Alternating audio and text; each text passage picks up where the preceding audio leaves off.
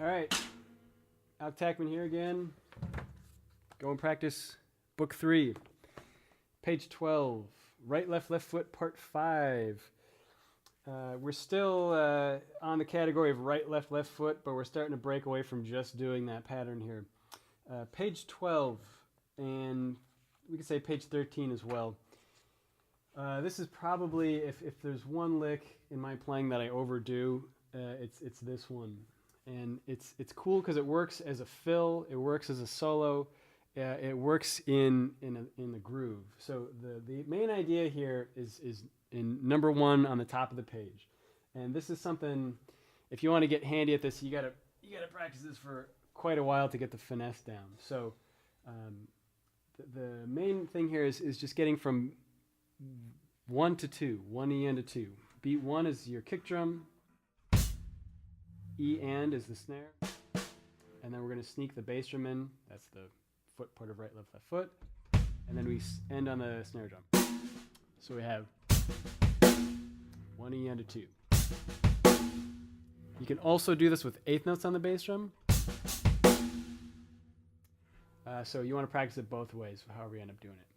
The key here, again, like all the other stuff on the previous pages, is keeping the center of the snare drum with your left stick, and you want the driest, shortest sound, because we want the snare drum, the length of the note to match the rest of your drums. The hi-hat can be loose on this one. You can get away with doing that, but yeah, this one, the bass drum and snare drum got to work together really well, because if you do it right, it almost sounds like you're playing like 4 on the snare drum. You know, I can't really do that, but you have, or maybe even 4 on the bass drum. It's blurry. It's kind of cool in that way. So again, here's number 1. We'll just take it slow to fast.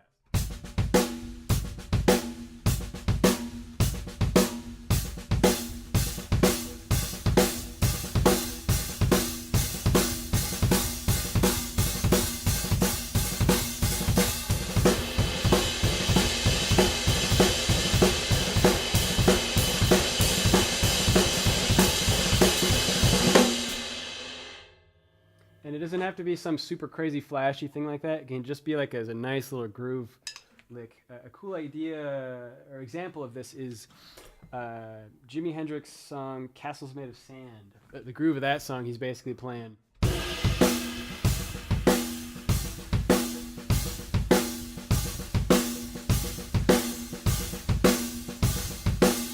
It's basically that idea for the whole song. But yeah, it's all about just, you know, can you make that the ghost note, we call it, the little guys, separate from the rim shot, and having that rim shot is going to help that contrast as well. So number 2 is just a little variation of that. We add in one more note of the left hand. So again, keep them really low if it's not the backbeat. 3 adds yet another note.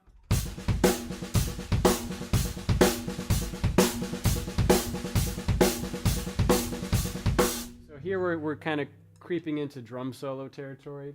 This is almost like a little bit of, it's got a little bit of like James Brown groove type left hand stuff going on here. This is not pulled from a song or anything, but that the double stroke on the snare drum mixing with the bass drum like that is pretty close. So this one, again, it takes a little finesse with that left hand. If you're not hip to that, inverted double strokes are what you want to practice. This stuff you can pull from book 2 if you want to get your rudiments up to gear. Yeah, number 3, 3, 2, and 1. These guys you want to have them down with quarter notes in your right hand as well as eighth notes, just because it depends on what tempo, whatever you're calling for. But this is a really cool little thing to add into your grooves. Number 4 is the same idea.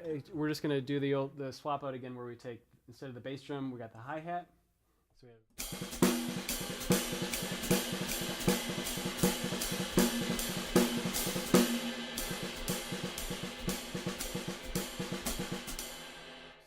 this is like, you know, going to be more of a fusion-y jazz type thing to play, or if you got a quiet free-form part to the tune, you could drop some of these in there as well.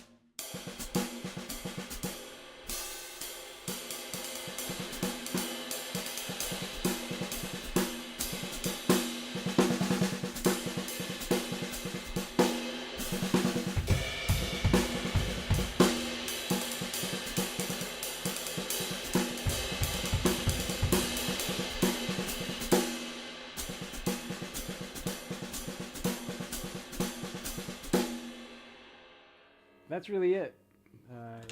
It's simple, but it's not easy. It's a cool little one you get a lot of mileage out of. So 1 through 4 are the basic idea, and you want to spend a lot of time being pretty automatic with that before you try to venture on to number 5 on the following page. So number 5 on page 12. So what we're going to do here is we take the same idea.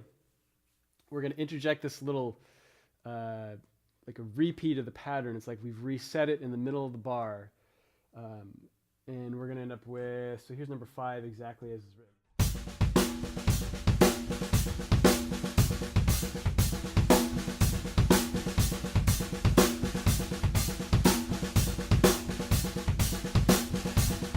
So what we threw in was this, which is, again, that inverted double stroke between the hands and the feet. So here's number 5, played a little better than I just did last time.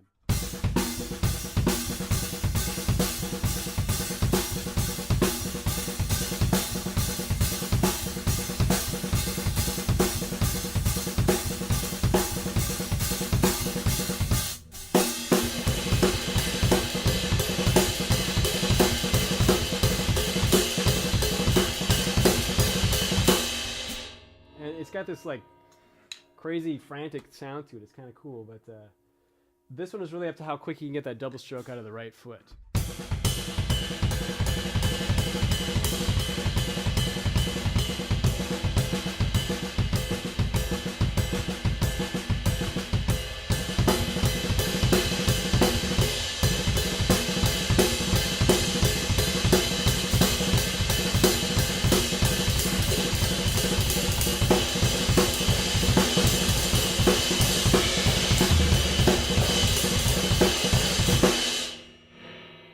That's the idea.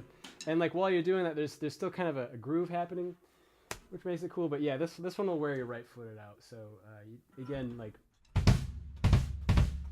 quickly you can do that is what's going to drive that.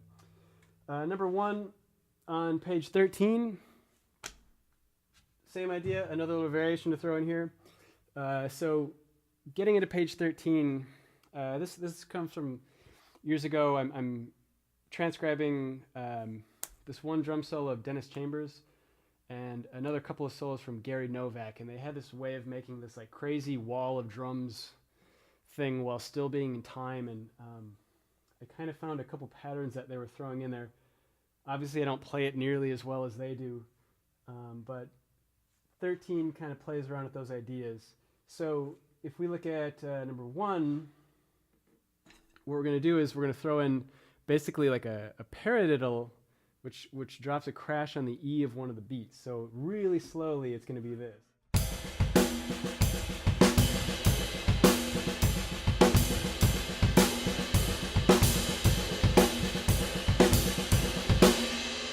And you can move that to the crash symbol if you want. What I like to do is do what's called a shoulder crash, which is hitting the shoulder of the stick on the top of the cymbal. So instead of the tip sound, we just get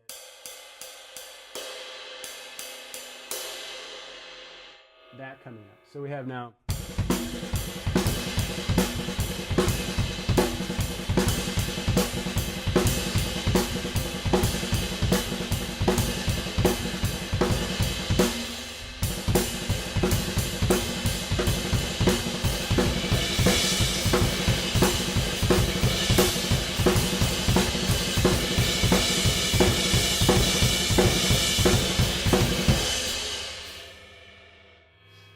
that's it again. There's still a beat to it. There's still a 2 and 4 in there, which makes that one pretty slick. Number 2 is a similar thing. We got the idea thrown in the second measure number 1. Sorry, not the second half of the first measure number 1. That's repeated in number 2. Let's see. 3 is more of a paradiddle idea dropped in. Let's see. So number 3.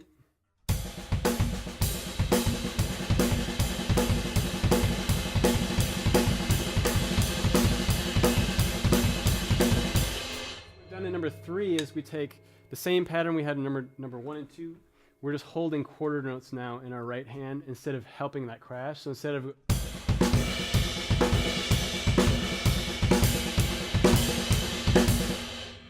we're now just going to keep this going.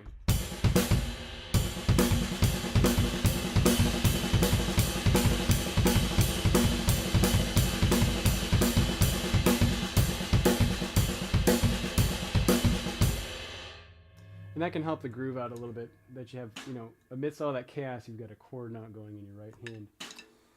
Number 4, this one's pretty cool. This one is probably one that a lot of people kind of figure out on their own.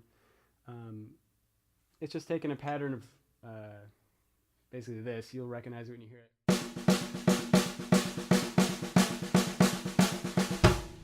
And we just do the crashes with the right hand, with the bass drum, and the left hand, the snare.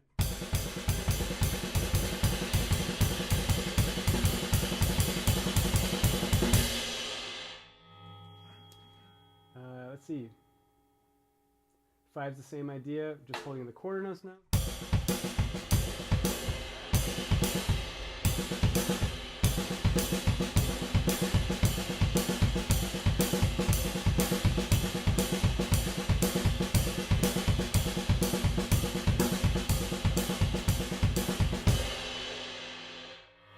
Yeah, it's been a while since we've done that one. But yeah, you mix and match number 1, 2, 3, 4, and 5. And then, yeah, you can get some pretty wild stuff. Also, you know, including page 12 in there. So 12 and 13, this is where you get all the kind of berserk.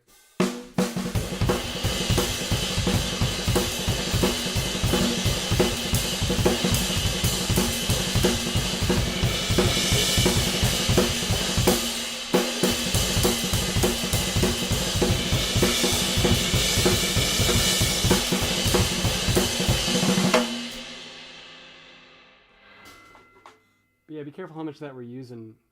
It can get pretty busy, pretty redundant, pretty quick. So definitely in the right setting. Also, in this, the cymbals can get so washy, especially my cymbals how I'm playing. If you have a drier cymbal, you're probably okay with this.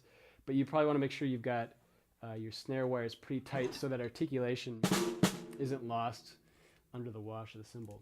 But yeah, that's the end of the right, left foot idea. Good luck with it. Let me know if you got any questions. It's tricky stuff, but you know, just start off with the basic number 1 on 12, and you'll find again, you know, within a couple months you'll have it in your hands. It's a nice automatic sounding fill. So yeah, there you go. If you don't have the book, check it out. Go and practice. Book 3. Thanks.